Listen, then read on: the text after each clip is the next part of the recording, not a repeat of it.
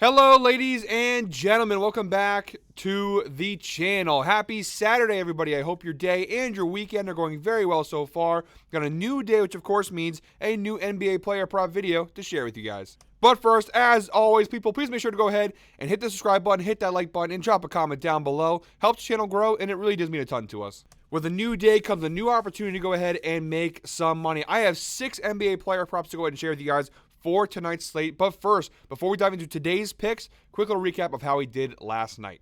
And guys, we were so close to hitting our first Freaky Friday parlay of the year. It was a 5-leg parlay plus 565 odds. We had 4 out of 5 legs hit. The only leg that did not cash was LaMelo Ball over 7.5 assists. He finished with just 4 assists in that game against Atlanta. He picked the absolute worst time to be a ball hog. Come on, LaMelo, just go ahead and pass the rock and get the boys a hit.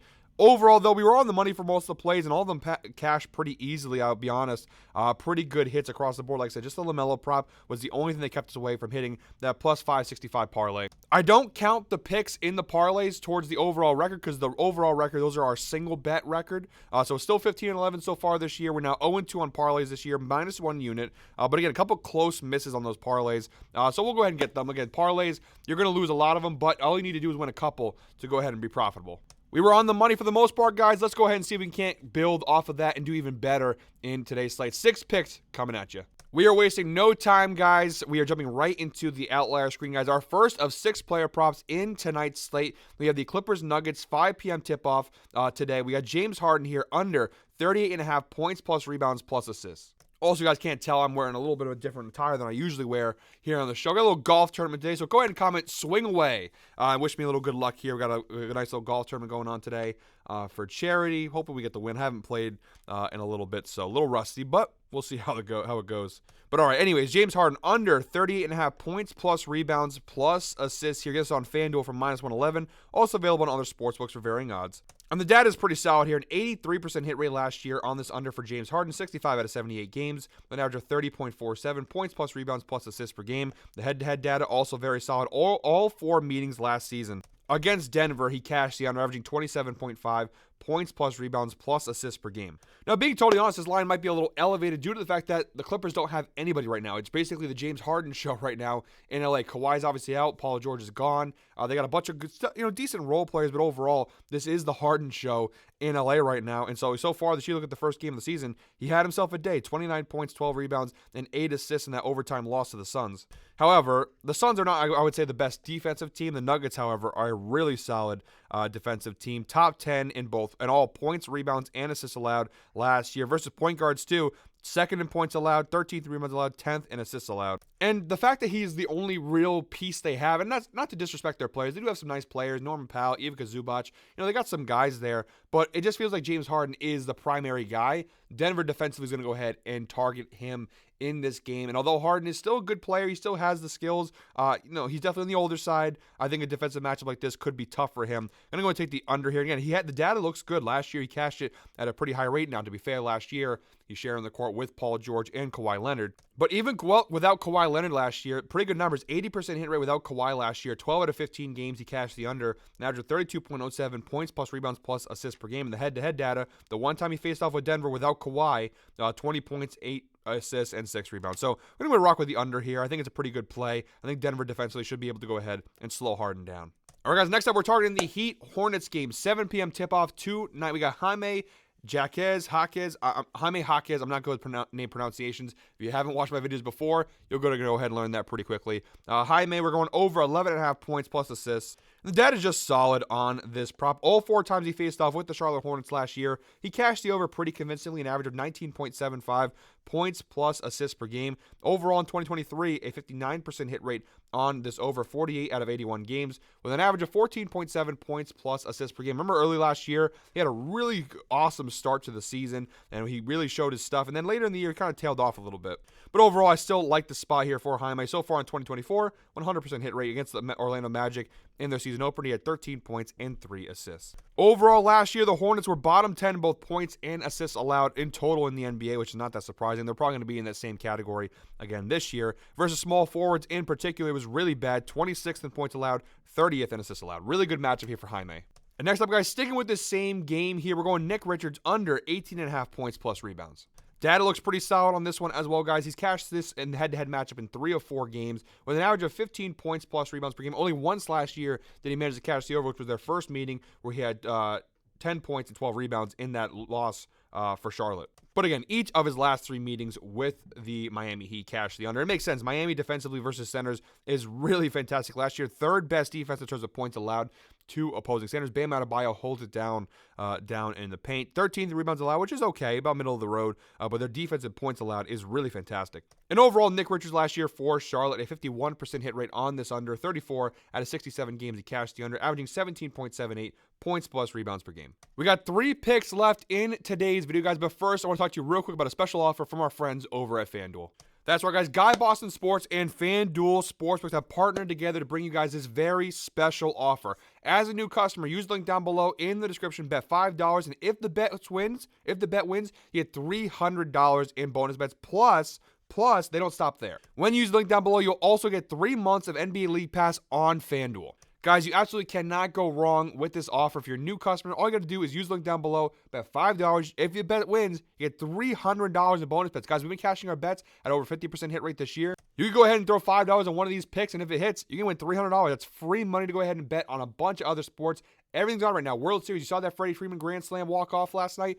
Pretty incredible. You got NBA, NFL, college football, college basketball is coming back, NHL, so many sports right now, guys. Those bonus bets will definitely come in handy, and 3 months of League Pass for free. You can't beat that. So go ahead and check that link down below in the description. Special thank you to FanDuel for partnering with us for today's video. Now, let's get back to the picks. All right, guys, next up, we're targeting the Cleveland Cavaliers Washington Wizards game, 7 p.m. tip-off tonight. We're going Evan Mobley of the Cavaliers over 24.5 points plus rebounds. I'm grabbing this line because it won't be this low for much longer. I think Evan Mobley's going to have a breakout offensive season this year in Cleveland. Now, this data line is pretty good even last year. 55% hit rate last year for Evan Mobley, 34 out of 62 games, including playoffs. He cashed the over, averaging 25.1 points plus rebounds per game last season. And the head-to-head data is pretty solid as well. Each of his last 2 meetings with the Washington Wizards, both last year, he cashed the over.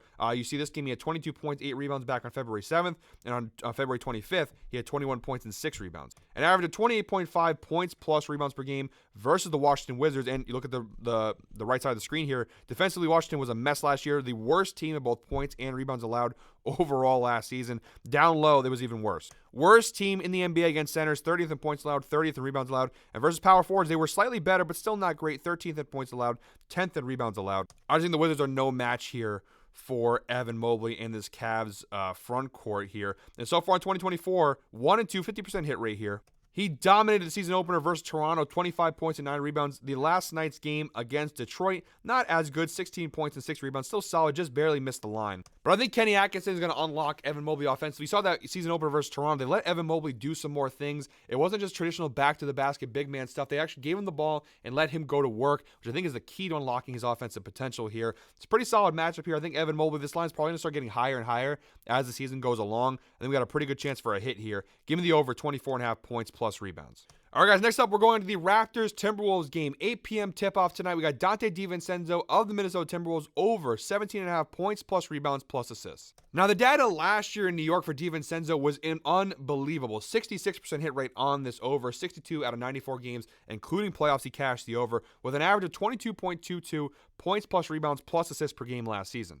And the head-to-head data, obviously also based off of last year's numbers, was pretty solid. 3 out of 4 meetings with Toronto last year. He cashed the over. Only once he didn't was back on December 11th. But for the most part, pretty consistent cashes versus his Raptors team. An average of 19.75 points plus rebounds plus assists per game against Toronto last year. And obviously we know Toronto is a very bad defensive team. Bottom 5 in all key categories. Points allowed, rebounds allowed, and assists allowed. Versus shooting guards and small forwards. Small forwards really bad. 30th in points, 27th in rebounds, 28th in assists. Versus shooting guards, middle of the road, but still not good. 18th in points, 14th in assists, 11th in rebounds. Overall, really solid matchup spot. Now, so far this year, 0-2 for Dante DiVincenzo on this line. Cashed the under, actually, in the first 2 games of the season. But I think he's due to go ahead and get a cash here. The volume has been there. He just hasn't been making a ton of shots. See the minutes, 31 minutes the first game, 26 minutes the last game versus Sacramento. He got an average of 5 potential assists, an average of 5.5 rebound chances. But the key thing here is the field goals. He's taking shots, 11 shots in the first game, 10 shots last night, or the other night, in Sacramento. The problem is 27% from the floor against the Lakers, and 40% on the floor against Sacramento. And the threes haven't been falling at a very high rate. I've taken a lot of threes in these games, but just such 17% against Sacramento, 25% against the Lakers. The threes are going to start falling soon, and when they do, you're going to see these lines cash a little bit more consistently. I think it's a pretty good matchup here against Toronto. And just to show you guys from a three-point perspective, because again, that's where DiVincenzo is going to get a lot of his points here. Toronto last year was bottom 4 in the NBA in three-pointers allowed, 13.7 made three-pointers per game last year, and versus shooting guards 25th, versus small forwards 30th. So a lot of threes given up to those positions. I think DiVincenzo is due for a big game here. I'm going to go and take his over in the points, rebounds, assists category, 17.5. And it's minus 105 on BetMGM, minus 115 on FanDuel. Available on a couple other sportsbooks as well, but pretty good value there.